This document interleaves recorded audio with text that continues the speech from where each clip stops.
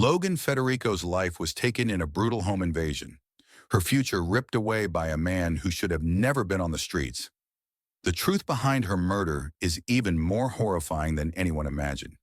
Here's the shocking story we didn't know. Logan, known for her kindness and positivity, was executed in cold blood while she slept. But there's more to this story than anyone could have imagined. Why did someone so young, with so much promise, become a target for a career criminal? And who exactly was behind this horrific act? Logan Federico was a 22-year-old college student, vibrant and full of life. Visiting friends at the University of South Carolina, she had everything ahead of her, a loving family, a bright future. But May 3rd, 2025 would be the last day Logan ever saw. She was known for her radiant smile, her infectious positivity, and her unrelenting dedication to her friends and studies. Logan had dreams. She had plans. She was meant for greatness. And yet, in the blink of an eye, it was all ripped away. Logan's life was the picture of youth and promise. But a man with a past darker than anyone knew was about to take it all away. Before I begin, let me ask you something. Where are you watching from? Drop your city in the comments below. I'd love to know just how far this story is reaching. It was just another morning, like any other for Logan. She woke up just as she always did, a 22-year-old college student, preparing for the day ahead. She had plans with friends in Colombia, a weekend to unwind, to enjoy life. The excitement of seeing old friends, catching up, making memories. Logan was getting ready to head out, her hair neatly done, her favorite jeans and a comfortable shirt, a quick breakfast, maybe a sip of coffee. Everything was normal, until it wasn't. Logan arrived in Colombia, expecting to have a fun weekend with friends, but by the next morning she would be gone forever, and what followed after her death would leave everyone stunned. Who would take the life of someone like Logan? And how could a young woman with so much ahead of her, so much light in the world, become the target of a man whose darkness had already taken root in his soul? The questions would haunt everyone who knew her. The answers would not come easily. Logan Federico's life was tragically cut short by someone who should have never been allowed to harm others. If you believe in a world where justice is served, hit subscribe. Only those who are okay with letting injustice slide will stay quiet. It was supposed to be a quiet night. Logan Federico, in Colombia for a weekend with friends, was fast asleep in a house that should have felt safe. But lurking in the shadows was Alexander Dickey, a man with a criminal history so extensive it should have kept him behind bars for the rest of his life. But instead, he slipped into the house unnoticed. Dickey, a career criminal, 30 years old, with 39 arrests and 25 felonies to his name, was a man who had no business being on the streets. Yet somehow, he was free to roam. His presence in the house that night wasn't an accident. He wasn't there for a simple robbery. No, his intent was darker, more sinister. His plan was simple: break in, steal what he could, and leave. But then, something changed. Logan was sleeping in the bedroom upstairs, unaware of the man creeping through the house. She was an innocent young woman, her only crime being in the wrong place at the wrong time. As Dickey moved through the house, his steps soundless, his intentions clear, he found Logan's bedroom. She didn't even stir as he crept closer. What was going through his mind in those moments? Logan never stood a chance. In the dead of night, a woman who had her entire life ahead of her was taken from this world in a flash. Without a sound, Dickey fired a single shot straight into Logan's chest. It was over in an instant. Logan never had the opportunity to defend herself, never had a chance to scream. She was simply gone. Later, Logan's father, Stephen Federico, would reveal the chilling details that made this crime even more horrifying. Logan, his daughter, had been forced to kneel before her killer. Her hands were placed on top of her head, and she was executed. Coldly, mercilessly. Stephen Federico, standing before Congress, was unable to hold back the gut-wrenching pain as he spoke of that night. His voice cracked as he recalled the final moments of his daughter's life. Logan, 22 years old, was executed in cold blood, without reason, without mercy. And yet this man, this monster, had been free to walk the streets. The system had failed Logan, her life had been taken, and there was no chance to save her. She didn't even have time to scream. Logan, asleep and vulnerable, was robbed of the chance to fight back. She didn't even know what was coming. How could she? For a man like Dickie, a man with such a violent history, what made her an easy target? What could possibly make someone choose to end a young woman's life like that, without a second thought? But the questions don't end there. Why Logan? What made her the victim in this senseless act of violence? Was there any reason, or was it just another random tragedy? And how? How could someone with such a violent history be allowed to walk free? How many more could be out there, waiting, slipping through the cracks, ready to strike when no one's looking? The brutality of that night, the complete disregard for Logan's life, will stay with us all. But behind this attack lies a much bigger question, one that still lingers. How could this happen? Logan didn't deserve what happened to her. No one should have to face such violence. If you stand against senseless harm, comment "No more silence" below. Share this story with others who believe no one should ever go through this. How does a man with 39 arrests and 25 felonies manage to slip through the cracks of the justice system? It's a haunting question, one that we can't escape. A man like Alexander Dickey should have never been walking the streets, yet somehow, time and time again, he was. A career criminal, each conviction a warning sign that should have been enough to keep him behind bars for good. But that's not what happened. Dickey's criminal history was long and horrifying. Flashbacks to his past offenses reveal a chilling pattern: violent thefts, assaults, and robberies. Each crime escalating in severity, yet each time the system failed to hold him accountable. From petty crimes to violent acts, Dickey's life was defined by a disregard for the law. He wasn't just a repeat offender, he was someone who preyed on the system's weaknesses, manipulating his way out of consequences. Every time Dickey was caught, he was released. A slap on the wrist, a sentence that never matched the crime. In 2023, Dickey pled guilty to third-degree burglary and received a mere 5-year sentence. Yet he had already served over 400 days, leaving him with only a small amount of time to serve before he was out again. This was a man who had been in and out of jail for years, but each time he was allowed to go free. It's a story we've heard before. A dangerous criminal with a history of violence, allowed back on the streets to wreak havoc. But this time, the consequences were devastating. It's impossible to ignore the glaring failures of the justice system in this case. How many times did Dickey need to be caught before he was locked up for good? How many chances did he get to hurt others before it became too late? For years, he was allowed to roam free, never facing the full weight of his actions. Despite being caught numerous times, each time he was released, he was given a second chance, a third, and a fourth. And it wasn't just the crimes he committed, it was the fact that each one was a warning sign. A warning that no one took seriously enough to prevent the next crime. Logan's murder was the end result of a system that failed to protect its citizens from people like Dickey, who should have been locked up long before that tragic night. And then there was Logan's father, Stephen Federico, a man who had watched, helpless, as the system failed his daughter and countless others. After Logan's murder, Stephen became a voice for justice reform. His heartbroken testimony before Congress echoed the frustration of a father who knew, deep down, that his daughter's death could have been prevented if the system had worked the way it should have. Stephen spoke about the failings, about how a man with a violent history, one that should have kept him behind bars, was free to commit the worst crime imaginable. Why did the justice system fail?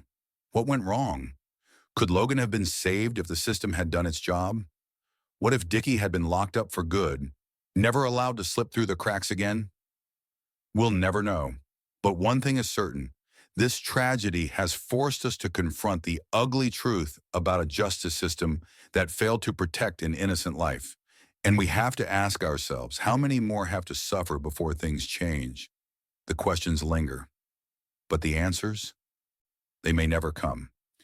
39 arrests and 25 felonies, yet Alexander Dickey was allowed to continue. If you think the system should hold repeat offenders accountable, hit like and subscribe. Only those who are fine with injustice will ignore this.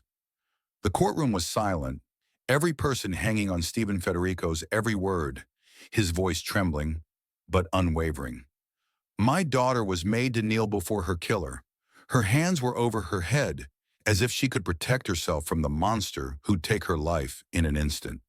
Stephen paused, his eyes glistening with pain, as he recalled the most haunting moment of his life. The moment he learned how his daughter had been executed cold-bloodedly in her sleep. He continued, his voice shaking with grief but fueled by a fierce, determined anger. She never had a chance. She was executed by a man who should have never been allowed on the streets, someone who, despite a violent history, had been allowed to roam free, and that cost my daughter her life.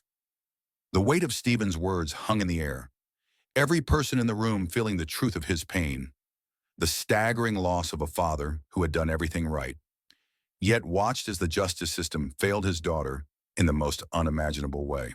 Stephen's testimony before Congress echoed the brutal reality that a man like Alexander Dickey, a career criminal with no remorse, had been given the freedom to walk time and time again, only to eventually claim the life of a young woman with a bright future. But Stephen didn't just grieve in silence.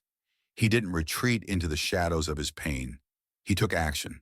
He became a voice for the voiceless, every victim whose death was a direct result of a system that failed to protect them. Every parent who, like him, had to bury their child because the criminal justice system had allowed a predator to roam free.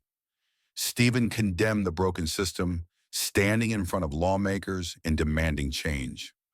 I will not sit by and watch this happen to another family, he said, his words laced with both sorrow and fierce resolve.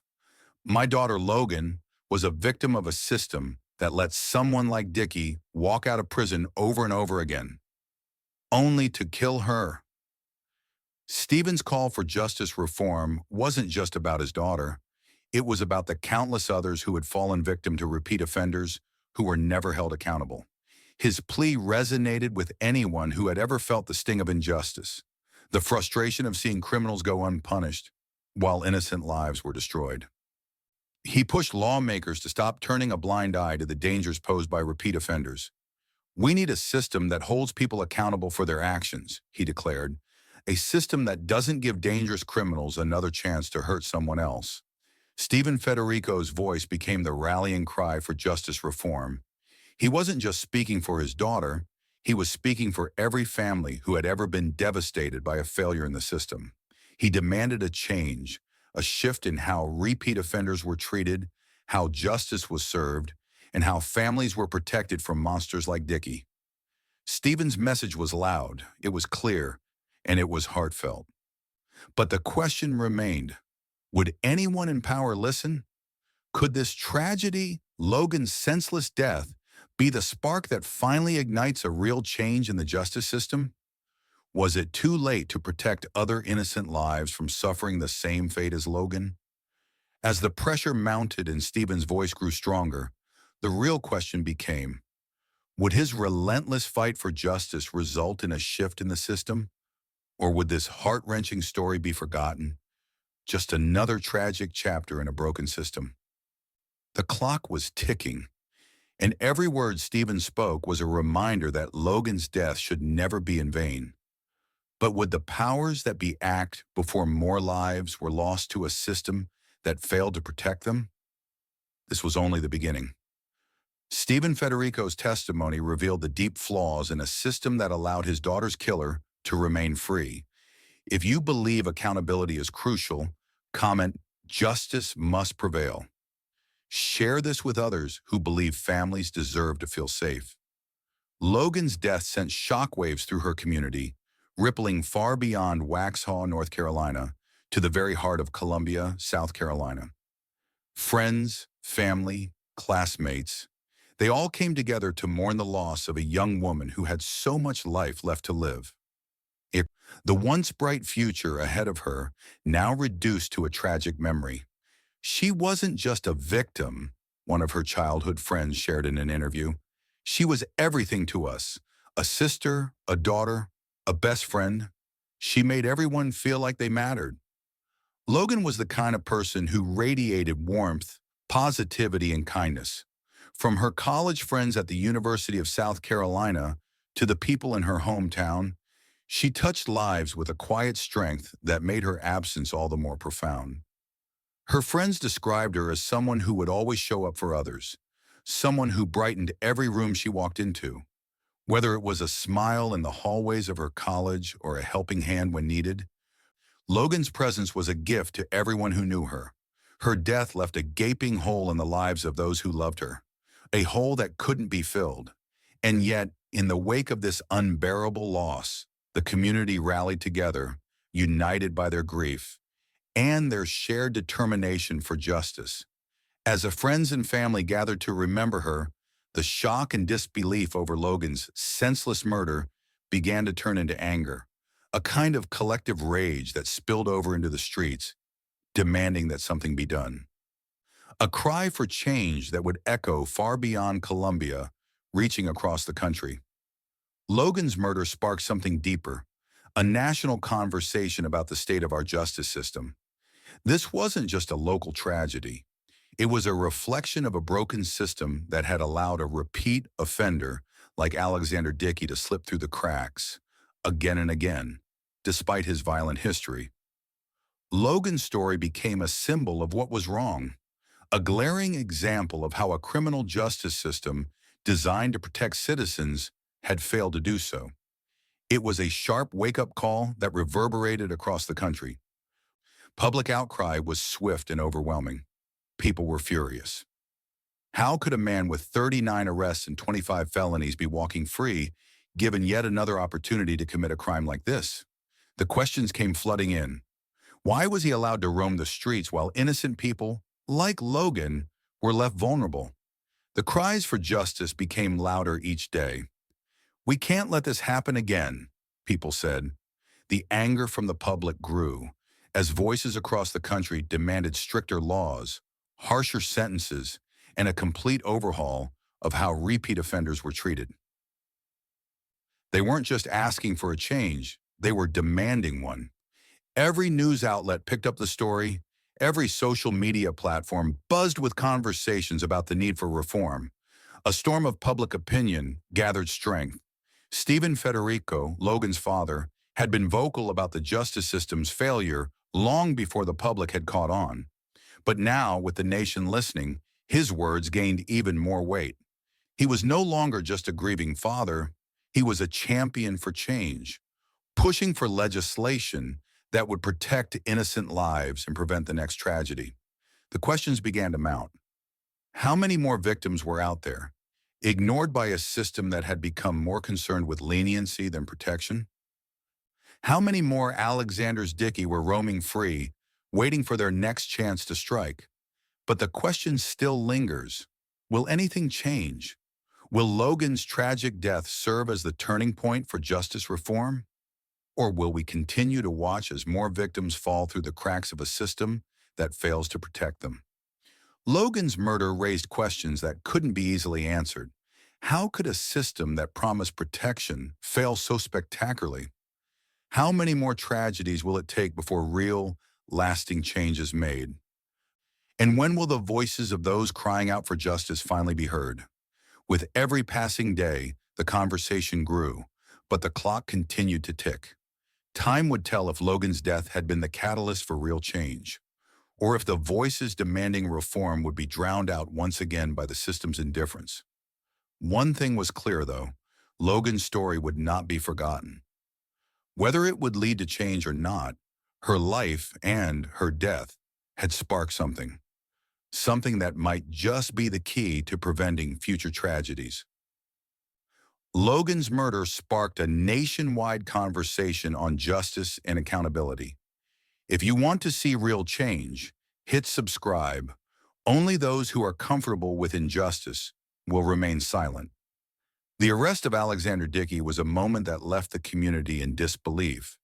After all the years of unanswered questions, after all the confusion and uncertainty, the man responsible for Logan's death was finally in custody. But the shock didn't stop there. When Dickey was taken into custody, it wasn't his apprehension that rattled everyone. It was his indifference. As the authorities handcuffed him and read him his rights, Dickey remained eerily calm, almost emotionless. He showed no sign of remorse, no hint of guilt, and certainly no acknowledgement of the gravity of his crime. It was as if he didn't care at all, one of the detectives later said, like he thought he was untouchable. For the community, this indifference was a punch to the gut. Logan's family, especially her father, Stephen, struggled to comprehend how someone could take the life of a young woman with such coldness, and then face the consequences with nothing but a stone face. Dickey never showed any sign of remorse, no apology, no explanation, just a man who had taken a life and didn't seem to care, Logan Federico said in an interview after the arrest. Logan's life was worth so much more than that, and yet here we are with a man who killed her without a second thought. The arrest was supposed to bring some closure, but it only left behind more questions. Why did Dickey act so coldly? What drove him to such brutality? As the trial began, the courtroom was filled with the weight of grief and tension. It was a trial that no one wanted to witness, but one that everyone had to, because Logan's murder demanded it. And it was clear from the outset that there would be no easy answers. The prosecution wasted no time in presenting the evidence. DNA that definitively linked Dickey to the scene of the crime, eyewitness testimony that painted a chilling picture of the events that transpired that night, and Logan's heartbreaking final moments as revealed through her family's testimony. The more the jury learned, the more the horror of Logan's death became apparent. Dickey had not just killed her in a violent outburst. No, he had executed her. Logan had been forced to kneel in front of him, her hands raised to shield herself, before he shot her in cold blood. This revelation stunned the courtroom and sent shivers down the spine of anyone who was paying attention. Despite the overwhelming evidence against him, Dickey's defense team tried to downplay his guilt.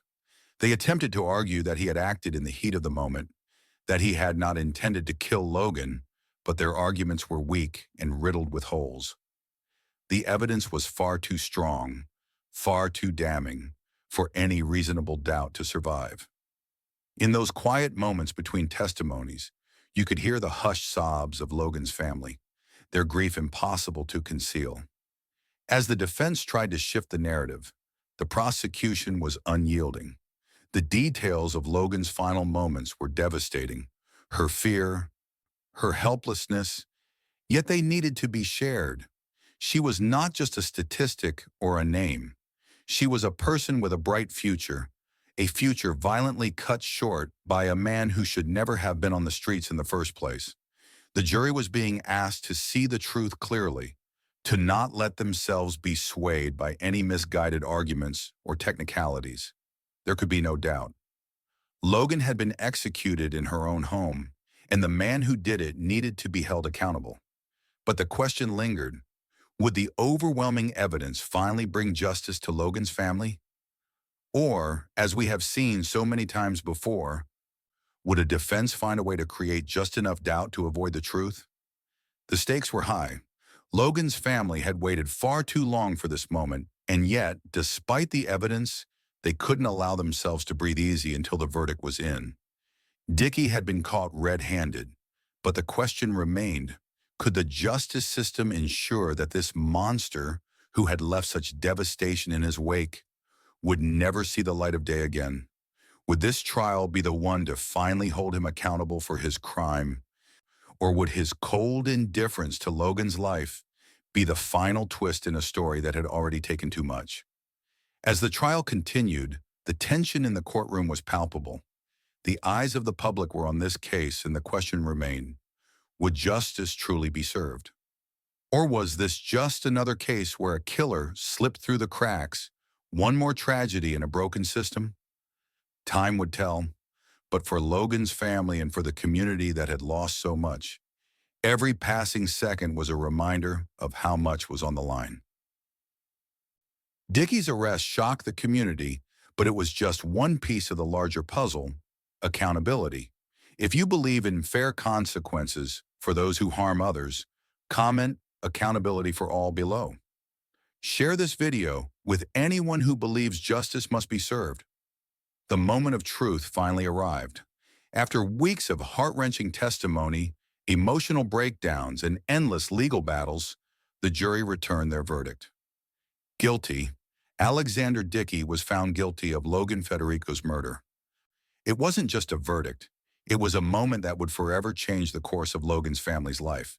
For Stephen Federico, Logan's father, the relief he felt in that moment was overwhelming. But it was a complicated kind of relief. Yes, Dickey would now be held accountable for his actions, but that accountability would never bring Logan back. The courtroom, silent with anticipation, seemed to hold its breath as the verdict was read aloud. Logan's family, seated together, could hardly believe what they were hearing. The man who had taken Logan's life, the man who had executed her in cold blood, was going to pay for his crime. But even as the judge announced the sentence, Stephen Federico's face remained a mixture of relief and grief. "Justice has been served," he later said, but there was no joy in his words, no real sense of victory. Because for him and his family, Logan's death would always be a bitter, painful wound that nothing could heal. The sense of finality that came with the verdict only deepened that wound. Logan, a young woman full of potential, had been taken from them. The verdict couldn't bring her back. The weight of that loss was something no justice system, no verdict could ever undo. The emptiness would linger, lingering like a shadow in the Federico family's home, one they would have to live with for the rest of their lives. The jury's decision may have been the first step toward justice, but Logan's family still had to learn how to cope with the pain of living in a world without her. Logan's case quickly became more than just a local tragedy. It was a turning point, a tragic turning point that sparked a nationwide conversation about the flaws in the justice system, the dangers of repeat offenders, and the need for real reform.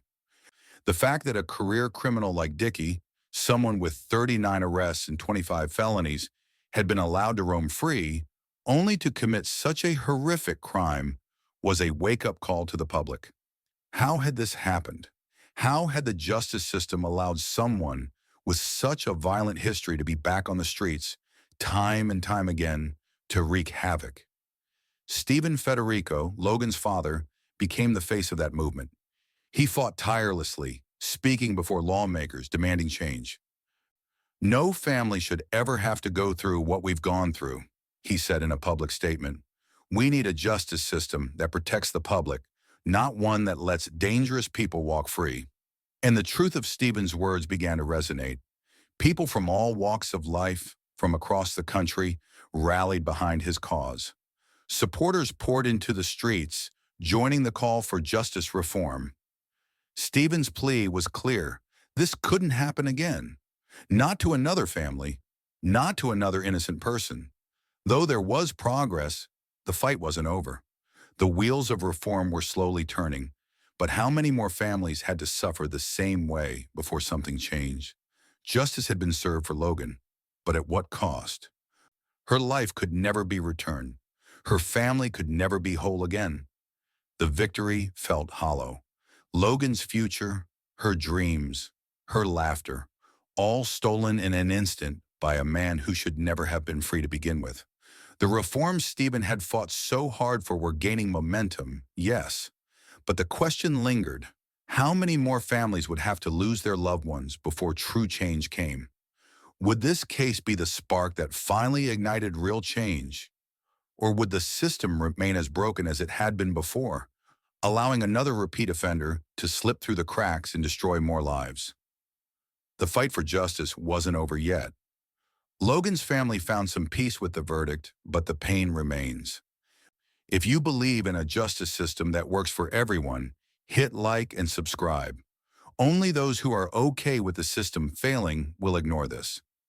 Logan's life was tragically stolen from her, but her legacy was just beginning. Though Logan's life was cut short, her story didn't end with her murder. It didn't end with the execution of a brutal act that left her family and her community shattered. Logan's name became a symbol for something far larger than one young woman's life, something that would spark a change long after her tragic death. Her legacy lives on, not just in the memories of the people who loved her, but through the changes her case inspired. Logan's murder, her brutal, senseless murder, became a rallying cry for those who fought for justice reform. Logan's name became synonymous with the fight for accountability. Accountability for a system that failed her. Accountability for a man who should never have been allowed to roam free.